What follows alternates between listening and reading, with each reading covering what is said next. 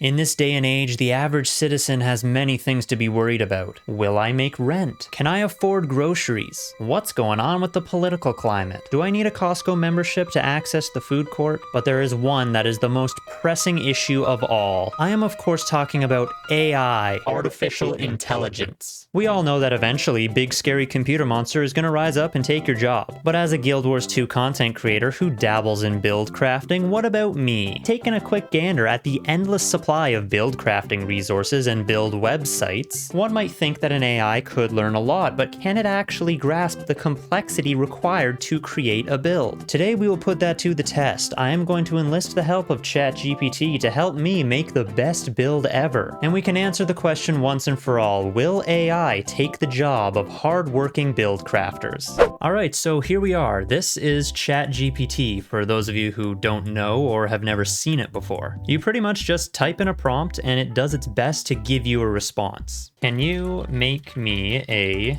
Guild Wars 2 build? I feel like we might have to get a little bit more specific than that, but let's just start here and see what it says, and then we can go further from there. Very interesting. It does actually ask us for specifics. If somebody were to come and ask me for a build, these are pretty much the same things that I would ask them. What profession? What specialization? What game mode? So this is very interesting to see that it's asking those same exact questions. Now, I was kind of hoping that it could make the build completely for me, so I'm just gonna give it a few basic responses to these questions and see where it goes from there. For profession, I'm gonna go with Guardian, since I am a Guardian main. It'll be easiest for me to give whatever commentary necessary. I'm hoping it can actually pick the elite spec for me, so that's why I've told it no preference. I'm gonna go with PvE for now, since PvP in World vs. World I think will be a little bit more difficult to actually accurately test. For playstyle, I'm gonna leave it up for its recommendation. I'd like it to pick that for me. So let's submit this and see what we get. Okay, so it seems like it has now already crafted a build, but after quickly going through it, it does seem like it has tripped up a bit here, so let's just take a quick look. Recommends Core Guardian. It balances offense, defense, and support. Alright, fair enough. Weapon setup, it wants sword focus and staff. It wants retreat, which is now called advanced. Wall of reflection, which is a strange choice. That's an extremely situational skill. Signet of Wrath is more of a condi damage thing. Sword and focus, that's more of a power thing. Now, when we get into the trait lines here, it has definitely messed up. It has at least picked 3 trait lines, which is good, but when it comes to picking the traits in the lines, it's only given us 2. And if you look closely, it also hasn't picked things that are real. Supreme Justice. I don't know what that is. Just by looking at this, I can tell this build is not going to work. It seems like it's really tripped up here. Maybe instead, let's actually give it some specifics right off the bat. We got ourselves another build attempt. It really went in depth on this one, gave us a master's thesis here, even given us a build name. We're going for Radiant Justice Guardian. Let's see if it's actually given us something usable here. So gear setup, it wants Berserker stats, consider Marauder, weapons, main set, sword focus, alternate set, great sword, sigils, it wants force and cleansing. Then on great sword it wants force and impact. Very good choice for just raw power damage. But let's see how it goes on the trait lines, because last time it really messed up with the trait. Radiance, healer's retribution, radiant fire, and amplified wrath. Those 3 all exist. In virtues, unscathed contender, great choice for power damage. Inspired virtue, also great choice for power damage. And permeating wrath, personally I would not go with that on a power damage build. It's at least given us 3 real choices. And over here in Zeal, yes, so it didn't give us a first trait. It made another mistake there. Utility skills, it wants shelter, then it wants stand your ground, judge's intervention. All right, so it has given us a little bit of a weird wonky setup here, but I will just hang on to this one just in case it's the best result we end up getting. Okay, so at this point I realized I had a lot of work to do. The AI was doing a decent job creating the base structure of a build, but when it came to details, it was getting completely lost. It started mixing up everything from traits to skills to weapon skills. It would even miss out on parts of the build, completely leaving them out. Every prompt was giving me nothing but incomplete, unusable builds. My hard drive is full of useless footage of prompting the AI getting nothing but garbage. To save my sanity and disk space, I had to come up with some other method of prompting the AI. I decided to walk it through creating a build step by step, choosing only one thing at a time, so as to not overwhelm it, having it select too much information at once. I asked it to first pick an elite spec, then what trait lines, then what traits within those lines, one line at a time, what weapons, what utility skills, and so on until I had a full complete build. And doing it this way seemed to work. I was beginning to make some progress, and it was even making some decent choices as well. I was even able to go back and complete that core guardian build it gave us earlier with this method. Things were looking pretty good. I now had 2 different builds created by the AI that were almost ready to start testing. But unfortunately, things would come to a screeching halt when it came time to choose a relic. Relic of the Mist is strength renewal? What is it doing? No matter what I seem to do, it is not understanding what a relic is. And it keeps giving me these fake, non-existent choices. Relic of the Sun Spear, Relic of the Sworn, the Phoenix, Relic of the Triforce. Yeah, I bet you didn't know your girl Zelda was in Guild Wars 2. When it comes to the core Guardian build, one of the recommendations, it at least sounds like it's trying to describe Relic of the Thief. Increase your power and Condi damage by 5%. That's pretty close to what Relic of the Thief does. Once you get the maximum number of stacks, Relic of the Thief will give you a 5% damage bonus, although it's only for strike damage. Since it sounds like it's trying to describe that, we can go with Relic of the Thief for this build at least. But I have no idea what it thinks it's doing for this Firebrand build. It keeps giving me these fake garbage choices. I even went as far as to link it the wiki page for the relics, which has a full list of every relic usable in the game, and even still, it couldn't figure it out. So the AI just seems to have no knowledge whatsoever of the relic system. So you know what, maybe we go without a relic for this build. After all, this is the AI's build, so if it's not going to choose one, then it doesn't get one.